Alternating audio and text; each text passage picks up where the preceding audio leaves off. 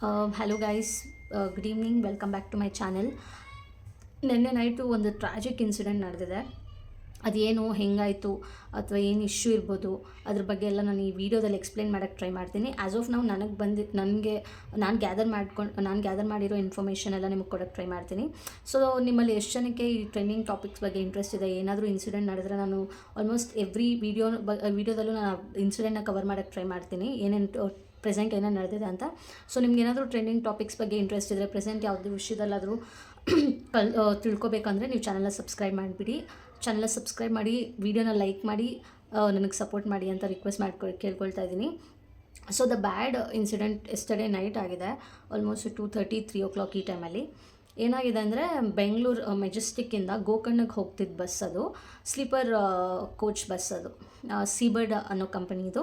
So Seabird ಅನ್ನೋ sleeper coach bus ಬಂದ್ಬಿಟ್ಟು it was taking, ಆ ಬಸ್ಸಲ್ಲಿ ಆಲ್ಮೋಸ್ಟ್ ಇಲ್ಲಿಂದ ಬೆಂಗಳೂರಿಂದ ಗೋಕರ್ಣಗೆ ಆಲ್ಮೋಸ್ಟ್ 29 ಮೆಂಬರ್ಸ್ ಟ್ರಾವೆಲ್ ಮಾಡ್ತಿದ್ರು. 29 ಮೆಂಬರ್ಸ್, 32 ಸೀಟ್ಸ್ ಕೆಪಾಸಿಟಿ ಅದು. 29 ಮೆಂಬರ್ಸ್ ಅದರಲ್ಲಿ ಟ್ರಾವೆಲ್ ಮಾಡ್ತಿದ್ರು. ಅದರಲ್ಲಿ 29 ಮೆಂಬರ್ಸಲ್ಲಿ ಆಲ್ಮೋಸ್ಟ್ 25 ಮೆಂಬರ್ಸು ಗೋಕರ್ಣಕ್ಕೆ ಹೋಗಬೇಕಾಗಿತ್ತು. ಸೊ ಆ ಬಸ್ಸು ನೈಟ್ ಟ್ರಾವೆಲ್ ಮಾಡಬೇಕಾದ್ರೆ ಟ್ರ್ಯಾಜಿಕಲಿ ಎಲ್ಲರೂ ಮಲ್ಕೊಂಡಿರ್ತಾರೆ ಆ ಟೈಮಲ್ಲಿ ಪಾಪ.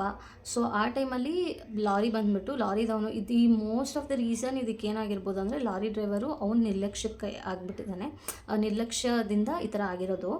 ಸೊ ಅವನು ಹೆಂಗೆ ಬಂದೋ ಗೊತ್ತಿಲ್ಲ. ಸೊ ಸ್ಲೀಪರ್ ಕೋಚ್ ಹೋಗಬೇಕಾದ್ರೆ ಹೈವೇದಲ್ಲಿ ಹೋಗಬೇಕಾದ್ರೆ ಈ ಲಾರಿ ಬಂದುಬಿಟ್ಟು ಡಿಚ್ಚಿ ಹೊಡೆದ್ಬಿಟ್ಟಿದೆ.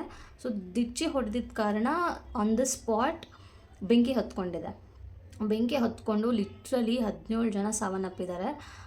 ತುಂಬ ಸ್ಯಾಡೆಸ್ಟ್ ವಿಷಯ ಇದು. ಇಯರ್ ಎಂಡಿಂಗಲ್ಲಿ ಈ ಥರ ವರ್ಸ್ಟ್ ಇನ್ಸಿಡೆಂಟ್ ಆಗುತ್ತೆ ಅಂತ ಯಾರೂ ಎಕ್ಸ್ಪೆಕ್ಟ್ ಮಾಡಿರಲ್ಲ. ಆಲ್ಮೋಸ್ಟ್ 17 ಮೆಂಬರ್ಸ್ ಸತ್ತೋಗಿದ್ದಾರೆ. ಬೆಂಕಿ ಡಿಚ್ಚಿ ಹೊಡೆದಿದ ತಕ್ಷಣ ಬೆಂಕಿ ಹತ್ಕೊಳ್ಳೋಕೆ ಸ್ಟಾರ್ಟ್ ಆಗಿದೆ. ಸೊ ಯಾರ್ಯಾರು ಮೇ ಬಿ ಫ್ರಂಟ್ ರೋ ಅಲ್ಲಿ ಕೂತಿರ್ತಾರೆ ಅವರೆಲ್ಲ ಆಲ್ಮೋಸ್ಟ್ 17 ಮೆಂಬರ್ಸ್ ಎಲ್ಲ ಸತ್ತೋಗ್ಬಿಟ್ಟಿದ್ದಾರೆ.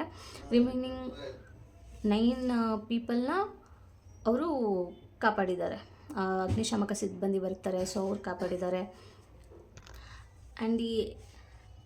ಆ್ಯಂಡ್ ಈ ಎಕ್ಸಾಕ್ಟ್ ಇನ್ಸಿಡೆಂಟ್ ನಡೆದಿರೋದು ಹಿರಿಯೂರು ತಾಲೂಕಿನ ಗೋರ್ಲತ್ತು ಅನ್ನೋ ಪ್ಲೇಸ್ ಹತ್ರ. It's very heart breaking ice. ಈ ಥರ ಇನ್ಸಿಡೆಂಟ್ ಇಯರ್ ಎಂಡಿಂಗಲ್ಲಿ ಈ ಥರ ಆಗಿದ್ದು, ಯಾವಾಗಲೇ ಆಗಲಿ ಈ ಥರ ಆಗಿದ್ದು ತುಂಬ ಸ್ಯಾಡ್ ಪಾರ್ಟ್ ಅನಿಸುತ್ತೆ. ಈ ಥರ ಎಂಡ್ ಆಗೋದು ಯಾರೂ ಎಕ್ಸ್ಪೆಕ್ಟ್ ಮಾಡಿರಲ್ಲ.